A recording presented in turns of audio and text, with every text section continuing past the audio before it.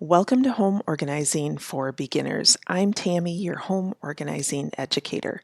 Today's microscopic home organizing topic is this: staying motivated during your home organizing journey. This is the time of year when we have some natural motivation to get organized. It's the effect of the new year, right? New Year's resolutions and that kind of thing. This is great, and you certainly want to take advantage of this natural motivation, but what happens when you lose motivation? As someone who is or feels like they're just starting their home organizing journey, losing your motivation and not knowing how to get it back can be absolutely devastating. In this episode, I'll share what causes you to lose your motivation and the problem that results. I'll share how to get your motivation back, why the solution works, and how to implement it in your own home. There are two primary reasons that you lose your motivation during your home organizing journey. First, you get interrupted. It's the story of our lives as moms, right? Picture it. You're in your bedroom pulling stuff out of your closet, mounds of stuff on your bed. You're feeling good. You're making decisions on what to put back in the closet.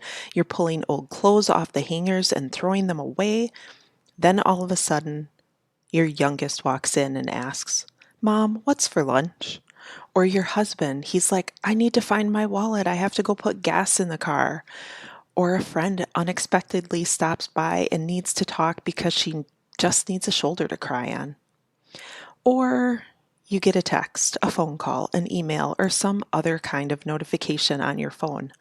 Those interruptions make it really tough to get back on track. You lose time, you lose your focus, you forget where you left off. The second reason that you lose your motivation during your home organizing journey: getting organized is hard, and it's something you may not really even enjoy doing, or you feel like it's just this never-ending cycle, so why even get started? The good news is that you can do something about it. You can make a change. You can reclaim your motivation. You keep it simple. You employ a simple solution that will get you motivated again. What is that solution? It's pictures, taking pictures of the space you're working on. I know what you're thinking. You're like, what? Pictures? But I want you to remember, don't overlook the simple solution. So when you set out to start an organizing project in your home, whether it's your bedroom closet or your desk in your office or your junk drawer, I want you to take before pictures. Before you even touch that space, take before pictures. When you're interrupted and before you go tend to the interruption and make lunch or whatever it is, I want you to snap a few more pictures. We'll call those in-process pictures. And when you complete your organizing project, you take after pictures.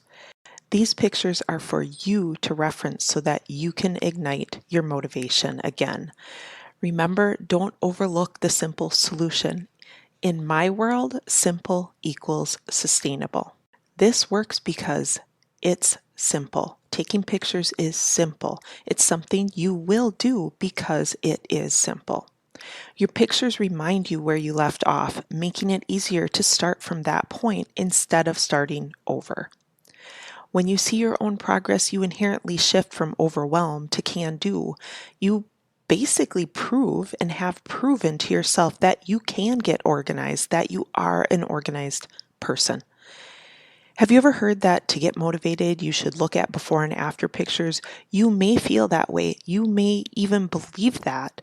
But when you're looking at before and after pictures of other people's home organizing projects, does that really motivate you? What if you look at pictures of your own home organizing projects, something real where you know everything that went into it to make it happen? So for me, before and after pictures out on Pinterest or in a magazine, it really demotivates me. Like, it actually makes me feel bad about my own abilities. There's no context to those pictures. Our minds immediately make us think that it was easy for that other person. It took them almost no time, and they were probably never interrupted, right? When we utilize our own before and after pictures, we know the backstory. We know the work we put into it. These pictures help us gain confidence in our own skills versus the skills of someone else. So how do you implement this? Step 1, Take pictures of various angles of the space before you even touch anything, before you even get started decluttering the space.